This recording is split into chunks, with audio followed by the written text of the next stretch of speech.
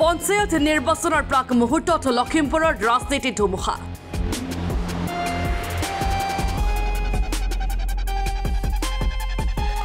গাঁৱে গাঁৱে কংগ্ৰেছৰ বহু কৰ্মীয়ে যোগদান কৰিছে বিজেপিত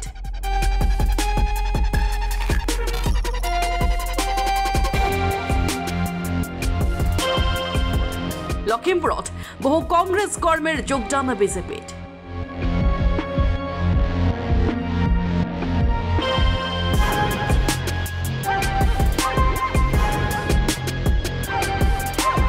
ইজনৰ পাছত সিজন তৃণমূল কৰ্মীয়ে যোগদান কৰিছে বিজেপিত এই দৃশ্য লখিমপুৰৰ উজ্জ্বলপুৰ পঞ্চায়তৰ ৰাজগড় বঙালী পিচিচি বৰ্তমানৰ সম্পাদক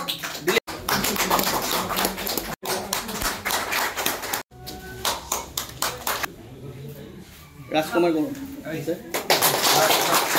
আজি কংগ্ৰেছ নেতা ধীৰেন গগৈ নেতৃত্বত বিজেপিত যোগদান কৰে শতাধিক কংগ্ৰেছ কৰ্মী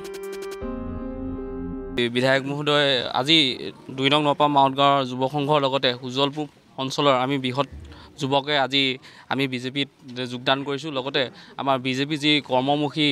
তেখেতলোকে যি ধৰণৰ কৰ্ম কৰিছে মানে সেই কৰ্মৰ প্ৰতি আকৃষ্ট হৈ আমি প্ৰায় আজি ৫০জন যুৱকে বিজেপি দলত যোগদান কৰিছোঁ বিধায়ক মানৱ ডেকাই বিজেপিলৈ অহা কংগ্ৰেছ কৰ্মীক আদৰণি জনায় আজি দিনটো উজ্জ্বলপুৰ পঞ্চায়তৰ নামতে হৈছে যথেষ্ট সংখ্যক নৱপ্ৰজন্মৰ যুৱক তাতে মহিলাও আছিলে কেইবাগৰাকীমান জইন কৰিছে এতিয়া কথাটো হ'ল আপোনালোকে কংগ্ৰেছ দলৰ পৰা জইন কৰিছে মোকো আপোনালোকে যদি দেখে মোৰ ভাষণ বা সভা সমিতি ভাষণত মই কেতিয়াও কংগ্ৰেছ বৰ সমালোচনা কৰি নাথাকোঁ কাৰণ সময়টো কম থাকে ন দিনটোত ২৪ ঘণ্টা থাকে এঘণ্টামান কংগ্ৰেছক গালি পাৰি থকাতকৈ এঘণ্টামান নিজৰ ভাল কাম কৰিলে বেছি ভাল হয় নহয় সেইকাৰণে আপোনালোকে চাব আমি বহুত কাম কৰিবলৈ সক্ষম হৈছোঁ যোৱা 4 বছৰ এতিয়াও হোৱা নাই 3 বছৰ 10 মাহত বা 3 বছৰ 7-8 মাহত আমি যিমান লখিমপুৰত কাম কৰিবলৈ সক্ষম হৈছোঁ যোৱা 70 বছৰত হোৱা নাই সেইটো শত্ৰু স্বীকাৰ কৰিব লাগিব হয় নে নহয় আপোনালোকে নিজে চাব আপোনালোকৰ অঞ্চলটোতে চাব কিমান ৰাস্তা পদূলি ষ্টেডিয়াম ফ্লাইঅভাৰ কি বনোৱা নাই খাৰখাটি দলং গুণাহাটী দলঙৰ কাম চলি আছে ৩,০০০ কোটি টকাৰ কাম আমি কৰি আছোঁ মই নাভাবোঁ যে কেতিয়াবা কোনোবা MLA 5 বছৰত 100 কোটি টকাৰ কাম কৰিব পাৰিছে নাই কৰা ৰাস্তাই বনাইছোঁ মই এতিয়া বগীনদীত মই ৰাস্তা বনাব আৰম্ভ কৰি ৭৫ কিলোমিটাৰ চলি আছে আমি লখিমপুৰত বনাম প্ৰায় ৬০-৭০ ইতিমধ্যে লখিমপুৰত কিমান ৰাস্তা বনাইছোঁ আপোনাৰ টাউনতে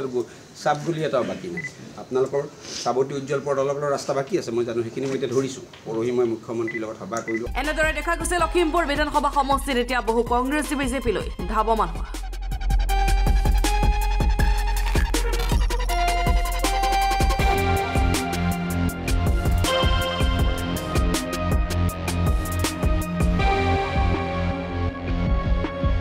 ব্যুৰ ৰিপৰ্ট লখিমপুৰ